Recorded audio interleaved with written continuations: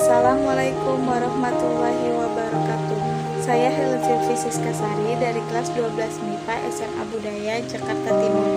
Saya akan menjelaskan tentang teks editorial. Teks editorial adalah suatu tulisan opini atau suatu pendapat yang ditulis oleh penulis sebuah media terhadap isu atau peristiwa aktual yang sedang hangat diperbincangkan di masyarakat. Teks editorial ini dianggap sebagai pandangan resmi dari media tersebut terhadap isu yang dibicarakan.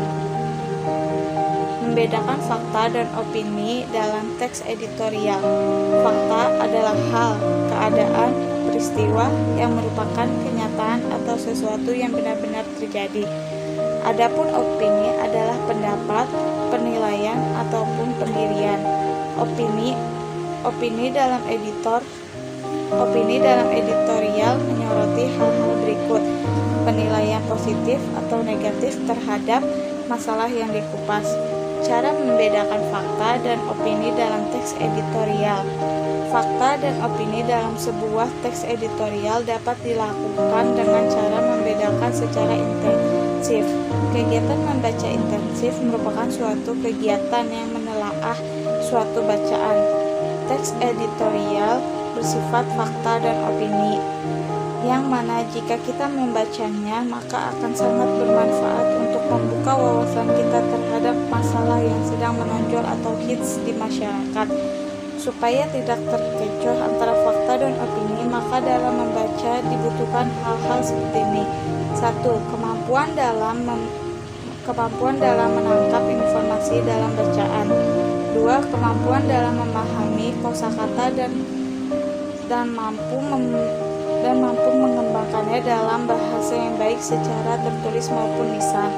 3. Kemampuan dalam membuat simpulan dari apa yang telah dibaca. 4. Kemampuan dalam membedakan kemampuan dalam memberikan tanggapan atau informasi yang diperoleh. 5. Kemampuan dalam mengungkapkan kembali atau menceritakan kepada orang mengenai informasi yang diperoleh dengan gaya bahasa sendiri. Contoh fakta dan opini. Kalimat fakta. 1. Gunung Fuji berada di Jepang. 2. BPU PKI dibubarkan Jepang pada tanggal 7 Agustus 1945. 3. Presiden Indonesia ke-7 adalah Joko Widodo. Kalimat opini. 1. Tinggal di daerah pegunungan sangat aman. 2. Bekerja sebagai tukang batu itu tidak mudah. Struktur teks editorial. Struktur teks editorial itu ada 3, yakni pernyataan pendapat, tesis, argumentasi, dan penegasan ulang atau reiteration. Struktur teks editorial. 1. Pernyataan pendapat atau tesis berisi sudut pandang penulis terhadap permasalahan yang diangkat, berupa pernyataan atau teori yang akan diperkuat oleh argumen. 2. Argumentasi.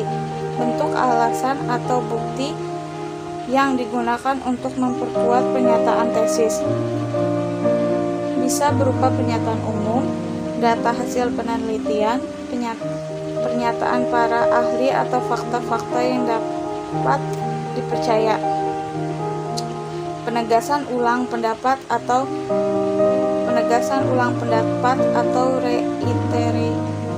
reiteration berisi penguatan kembali atas pendapat yang telah ditunjang oleh fakta-fakta dalam bagian argumentasi.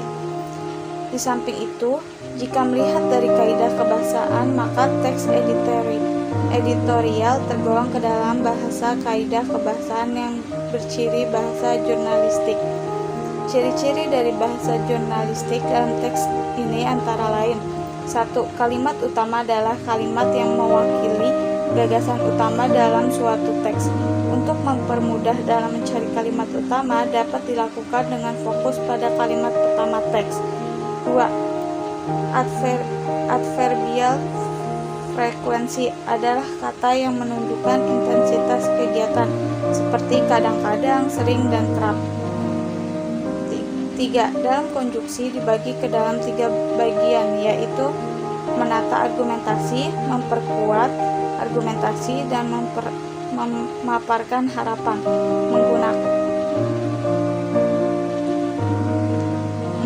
Menggunakan kata kerja, material, relasional, dan mental, di mana untuk kata kerja, material menunjukkan perbuatan fisik ataupun peristiwa.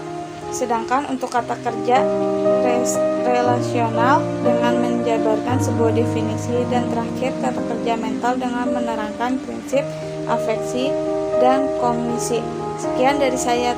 Terima kasih. Wassalamualaikum warahmatullahi wabarakatuh.